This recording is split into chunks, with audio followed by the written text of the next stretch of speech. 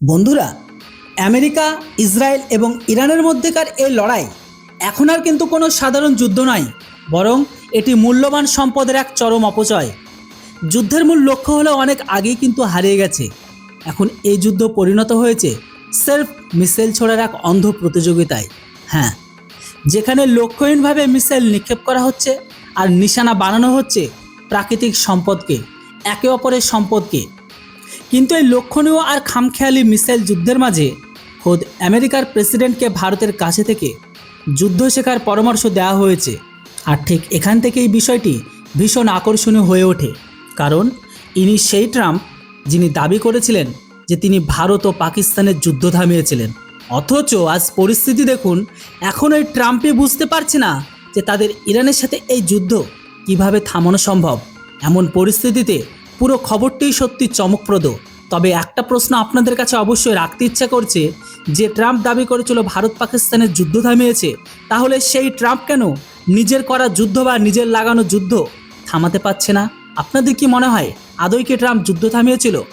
যেটাই হোক, আসলে বন্ধুরা, জন স্পেন্সারের বিস্ফোরক পরামর্শ মার্কিন প্রতিরক্ষা একাডেমির আরবান ওয়ারফেয়ারের প্রধান, যিনার নাম হচ্ছে জন স্পেন্সার, মার্কিন সেনাকে পরামর্শ দিয়েছেন যে স্যাচুরেশন অ্যাটাক অথবা কেবল রাশি রাশি মিসাইল আর বোমাবর্ষণ করে যুদ্ধে কোনো লক্ষ্যকে অর্জন করা সম্ভব নয়।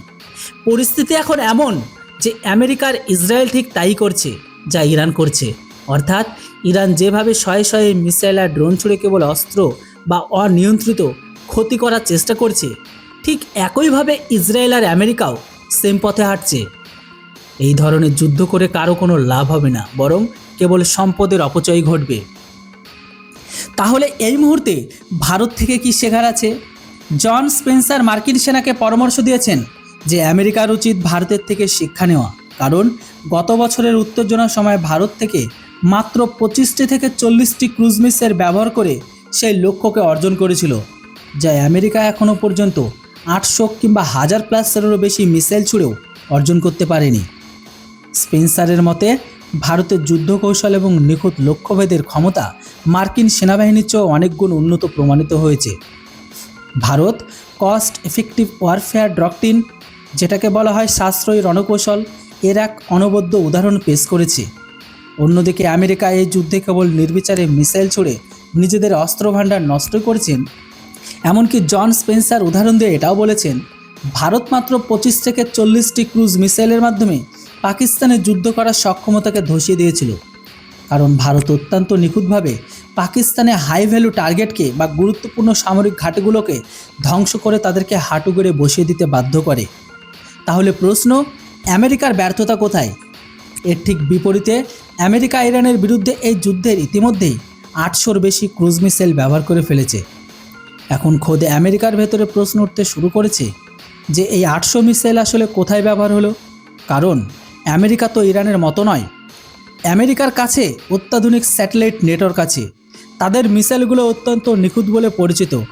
তার উপর আবার ইরানের কাছে তেমন কোনো শক্তিশালী মিসাইল ডিফেন্স সিস্টেমও নেই। এত সুবিধা থাকা সত্ত্বেও আমেরিকার 800টি টমহক ক্রুজ মিসাইল খরচ হয়ে গেল, অথচ ইরানের যুদ্ধ করার ক্ষমতা বিন্দুমাত্র কোনো প্রভাব লক্ষ্য করা যাচ্ছে না। তবে আমেরিকার উপর আরও একটি গুরুতর প্রশ্ন উঠেছে, যে মার্কিন বিশেষজ্ঞদের মতে মার্কিন নৌবাহিনী এখন পেন্টাগন এবং হোয়াইট হাউসের নির্দেশে অতিষ্ঠ। ট্রাম্পের আদেশ আর নীতি মুহূর্তের মধ্যে বদলে যায়, ফলে মার্কিন নৌবাহিনী তাদের নিজস্ব কোনো যুদ্ধ কৌশল তৈরি করার সুযোগই পাচ্ছে না। ট্রাম্প কখনো যুদ্ধ থামানোর কথা বলেন, আবার পরের মুহূর্তে ইরানকে মিটিয়ে দেওয়ার হুঙ্কার দেন। ট্রাম্পের এই ঘন ঘন সিদ্ধান্ত পরিবর্তনের কারণে মার্কিন নৌবাহিনী তাদের রণকৌশল সঠিকভাবে প্রয়োগ করতে পারছে না। সব মিলে দেখা যাচ্ছে দুর্বলতা মার্কিন সেনাবাহিনীতে নয়, বরং দুর্বলতা ধরা পড়েছে হোয়াইট হাউসের অগোছালো সিদ্ধান্তে। এবার আপনারা বলুন, ভারতের থেকে মিসাইল যুদ্ধের কৌশল শিখুক আমেরিকা, এটা আপনাদের কি মনে হয় না? অবশ্যই এর উপর আপনাদের মূল্যবান মতামত লিখে জানান। Thanks for watching. জয় হিন্দ, বন্দে মাতরম।